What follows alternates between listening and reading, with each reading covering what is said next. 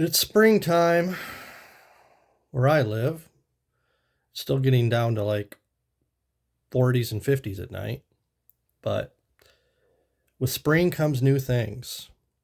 And with those new things comes dandelions and crabgrass and weeds and clover. I hate clover. I'm a certified yard Nazi. I don't like anything in my yard. And it's a constant battle. And I've been getting pissed off this year because the dandelions specifically are very aggressive this year. So it is a battle of attrition so far. And I think I've got it under control, but we'll see.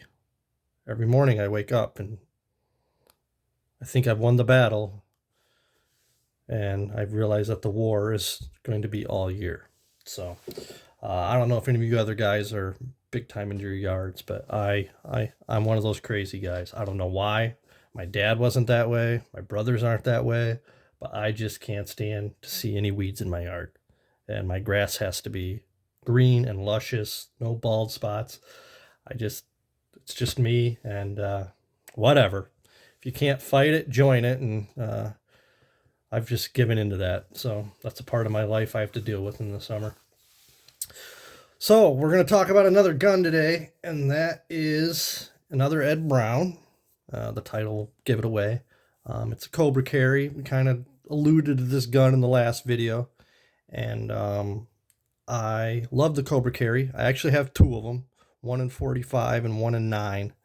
The one I'm going to show you is in 45. The 9mm is actually at Ed Brown right now, getting some changes done. New sights, ball cuts, stuff like that.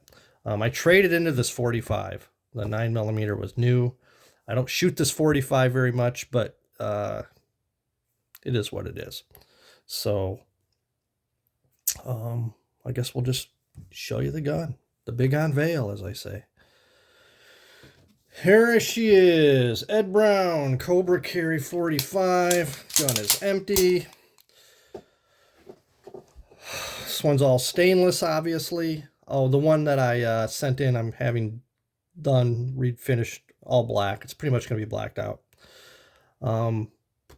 This one, I did send to Ed Brown at one time, too, to get the gold bead front, because you guys know, if you've watched my videos, I have to have a gold bead front. I got the ledge rear. What else did I have them do to this one? I had them reverse crown the barrel, flush cut, reverse crown the barrel, paint the trigger black, and Ed Brown's come with safeties. I'm sorry, the Kobra carry generally comes with ambi safety, standard, and then it's one of those older safeties that has the little tab that goes under the grip, and I can't frickin' stand those. I think they're the ugliest thing ever. So I had them upgrade to a more modern safety. I don't remember what it's called, but yeah, I like this safety way better. Other than that, I didn't do anything to the gun. I thought about getting ball cuts put on it, but I just left this one standard. I don't shoot this 45 that much. I think since I've traded into it, I've put maybe 300 rounds through it. The 9mm gets shot a lot. I've probably got 5,000 or 6,000 rounds to that gun. So this one, like I said, I kind of traded into, and I wasn't really looking for it at the time, but I'm glad I have it, and I'm not going to sell it. I don't think. Why would I? I got it at a really good price. Shoots good, shoots soft for a commander. 4¼ inch barrel. It's got the bobtail here, which Ed Brown's kind of known for. The serrations, it's like this scale pattern. I don't know how to pronounce what to say. Like, I think it's supposed to be like snake serrations. They don't really feel very aggressive when you go up, but when you go down, like you're going to grip the gun, they really lock in. I would say they lock in like 30 LPI checkering. Not too overly aggressive, but the gun's not going anywhere. Easy to rack the slide. This gun is so smooth. I'm telling you guys, man, like, if you're thinking about ordering a 1911, give these guns a look. You hear everybody's always talking about the Wilsons and the Nighthawks and whatever other abomination their flavor of the week they're talking about. And Ed Brown's always just sitting there, just, floating under the radar, underneath the surface, just waiting for you to discover them. And they just build fantastic firearms. And if you're in the 1911 field, take a look at them. Not cheap, not cheap. They've gone up in price, man. I remember when you could get a brand new Kobra carry for about $2,300, which was a steal. Back then it was a steal. And we're talking 6-8 years ago. And now you can invert those numbers. And now it's about $3,200 starting out. And I get inflation and all that, but the time to buy was 6 to 8 years ago, man. So, and you can find them used. You can find them used on the forums or on Gunbroker. And you can get into a decent one. Might have a few scratches or something like that for, 21, 22, 2,300. And at that price, you can send it to Ed Brown and they'll refinish it for you for a couple $100. And you got a brand new looking Ed Brown Kobra carry. I would do that as opposed to buying one. I don't think I would pay $3,300 for a brand new Ed Brown Kobra carry today. I don't think I would. I feel like it's a $2,500, $2,600 gun at the most. That's just my personal opinion. I don't usually get, like you guys know, I don't like slide markings very much, but the Kobra carry here on here isn't too, isn't too over the top. It doesn't bother me too much. And then the other side, I've just got the custom by Ed Brown again. My other Ed Brown just has that. It has no markings on it. It has a naked slide on the right, which I prefer, or the left actually, which I prefer. That's the only changes I made to the gun. Ed Brown's, they come standard with these same grips, but they're usually like a red, like a reddish wood, and I didn't really care for that, so I went with the black to match the trigger and the sights and the extractor and the ejector. So those are all black, just to kind of break it up a little bit. Like I said, gun shoots good. I don't think I've ever had any issues with this gun, but I don't have a lot of rounds through it. Both my Kobra carries have been pretty flawless. Off the top of my head, I can't remember any issues with either one of them. I may have had a stovepipe here or there, but I can't remember for sure if that's even the case. I don't really carry at work. Sometimes I carry a 1911, and I don't generally carry a Commander. I generally carry a full size. In fact, on the topic of spring and new things growing, or in my case being built, I have ordered another 1911, a 5-inch 9mm, and I went with Wilson Combat again. And guess what quote time they're leading me as far as build time? Over 2 years. So that's a pisser. That's a little more time than I've been wanting to. I think 17 months is the longest I've waited. And generally they do come in a little sooner than what they quote you, but I'm planning on 18 to 20 months on this build. So, and I went with a full-size 9, like I said, non-railed, blacked out, except the trigger.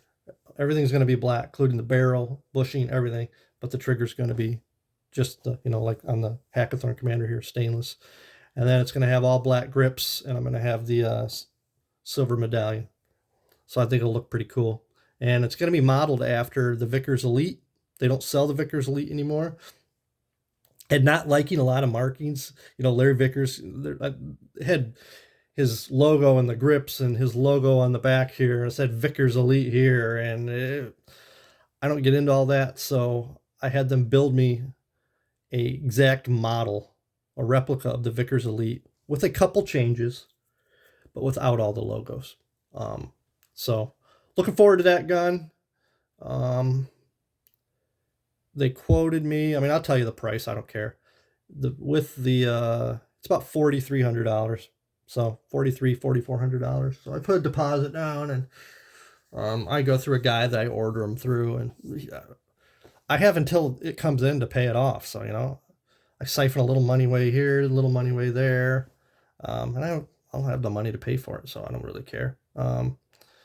That's one of the nice things about when you order the 1911s is, when you order it the way you want it, as opposed to going in the store and it might have a feature you don't want.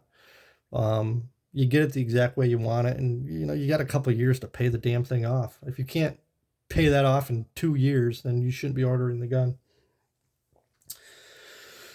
What else? Not much.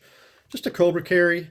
Just an Ed Brown Kobra carry. Beautiful guns. Well fit, well finished. This gun doesn't have a single ounce of play in it. Here. I mean, you can hear something, but you know what that is? It's the beaver tail going, rattling, not the slide. When you hear that, it's just the beaver tail. The slide to frame fit on this gun is so freaking tight, but it's smooth. Like, it doesn't jam or anything like that. It's just well built. So that's about it. Think of anything else. I couldn't believe I watched a video that uploaded this weekend by the old 1911, one of my favorite channels. And he's been on a revolver kick lately, and that's fine. Whatever. Wheel guns are cool if you're into them. But he did this video on the Glock 45 and how he's going to transition to polymer guns and all this other shit. And I made it like 3 minutes into the video, and I was like, I can't do this anymore. So I turned it off. Yeah, kind of sucks. I couldn't believe that, what I was watching. Oh, new guy. I switched out my guy.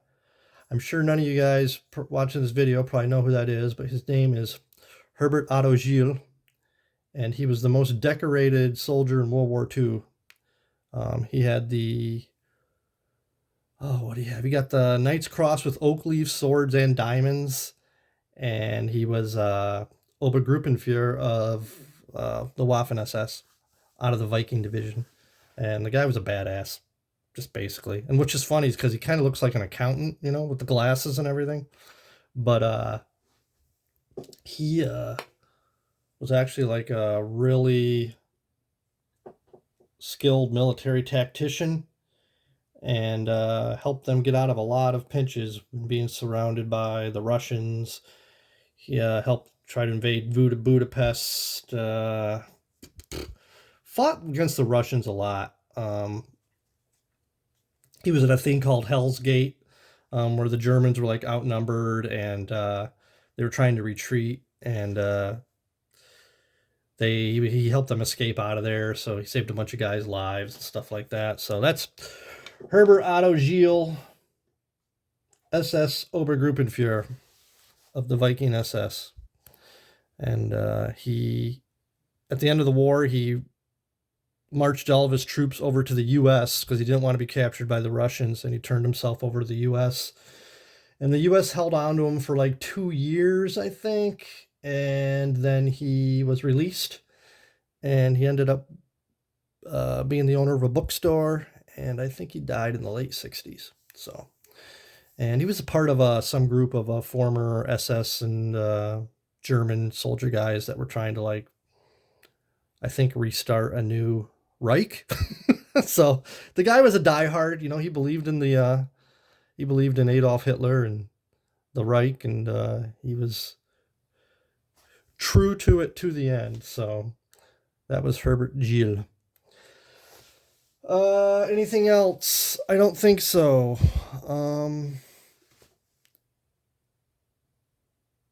Let me know what you guys think. Let me know if there's any particular gun you want to see.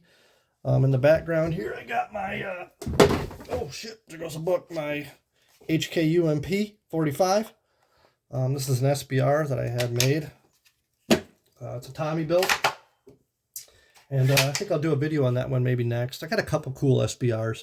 I got a Colt factory 9mm SBR that they made I think 100 of them, and I've got one. And Colt's never making them again. They're really cool guns. Skyrocketing in value.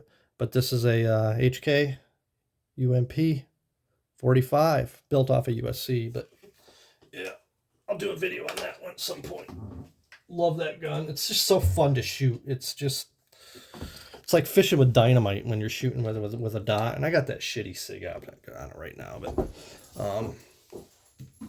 I normally have an aim point patrol optic I throw on it, but I got that on actually on the Colt right now. So, all right, that's it. I'm done. Hope you enjoyed the video. Didn't really talk about the Brown that much, but there's other videos on there. I just basically get on here and rant. It's not really a review. It's just me with diarrhea of the mouth talking about guns and other bullshit. So, thanks for watching, and I'll do another one whenever I get a chance to do it. See you.